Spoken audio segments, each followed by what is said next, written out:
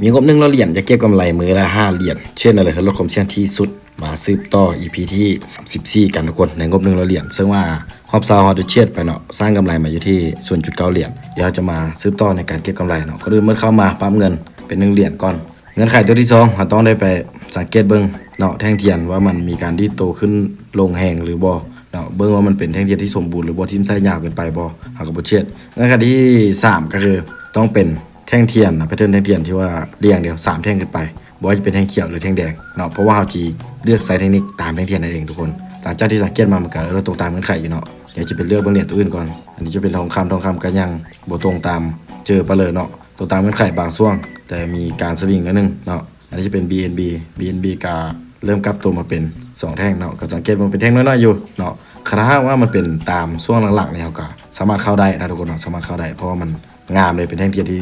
ยาวสมบูรณ์เนาะจะยังบ่ทันเชื่อเนอะจะเป็นเลือกมันก่อนก็คือเวลาที่เราเข้ามาปุ๊บเจอช่วงกราฟแบบนี้เนาะลักษณะแบบนี้ดีโตขึ้นลงแหงนี่แล้วชิมไซส์ยาวๆเป็นแท่งน้อยๆนี่บ่เชื่อเลยหัวตลาดผันผวนเนาะเข้ามาสังเกตเบิ่งง่ายๆแบบนั้นเนาะตามที่เบิ่งน้ำมันนี่ค่อนข้างโอเคเลยนะทุกคนเนาะน้ำมันโอเคก็ดอทคอยหลายเนาะน้ำมันนี่เนาะอยากจะมาเบิ่งน้ำมันแล้วก็เบิ่ง XRP ก็บ่โอเคตัดสินใจได้แล้วแหละเข้ามาเนาะเป็นแท่งเดียวสมบูรณ์แต่ว่าตรงตามเงื่อนไขอีกเนาะเป็นเชื่อลงมาเดี๋ยวจะเริ่มเข้าออเดอร์นี้เลยเนาะก็คือออเดอร์นี้ก็วิเคราะห์เองก็จะขายเนาะวิเคราะห์เองก็จะขายตามนี้ครับต้องได้ขายแค่เดียวคือออเดอร์แรกก็ต้องได้วิเคราะห์เองนะทุกคนนะวิเคราะห์เองก่อนออเดอร์แรกนะวิเคราะห์เองแต่มันต้อง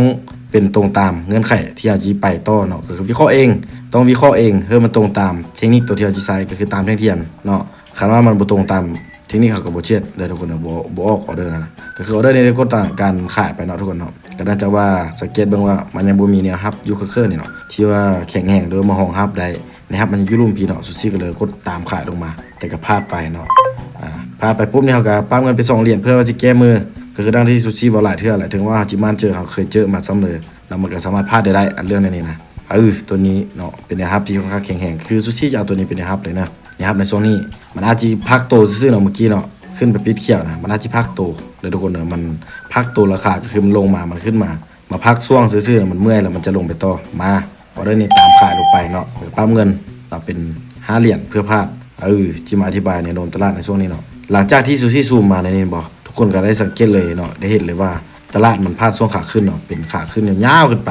สร้างแนวต้านอยู่นี่นะทุกคนเนาะลงมาคุมกับฐานแนวต้านราคาที่สูงสุดของมันช่วงนี้แล้วมันได้มีการพักดันราคากดราคาลงมาในช่วงนี้นะทุกคนเนาะกดราคาลงมาเขาก็สามารถที่จะตามขายได้เนาะในช่วงนี้ขณะว่าเขาเชื่อแบบคูณเงินนะเขาตามขายนี่ขายทุกออเดอร์กับบุเสียนะทุกคนเนาะในช่วงนี้ตามขายทุกออเดอร์บุเสียเพราะสังเกตเบื้องนี้เลยทุกคนนี่มันเป็นกราฟที่ลักษณะปรับตัวเป็นขาลงมาเนาะแต่ถ้าว่าเจ้าขายทุกออเดอร์มันก็บ่สมควรนะทุกคนเนาะแล้วมันก็เป็นไปบ่ได้บ่ได้ถ้าได้ดีเขาก็ต้องได้มาเบิ่งทรงตลาดเนาะมันเป็นแพทเทิร์นแท่งเทียนคู่หรือว่า3แท่งขึ้นไป4แท่งขึ้นไปแห่งดีนะทุกคนเนาะในการที่ว่ามาใช้เทคนิคตามแท่งเทียนนี่มันแห่งเวิร์กแห่งได้ผลนะทุกคนเนาะ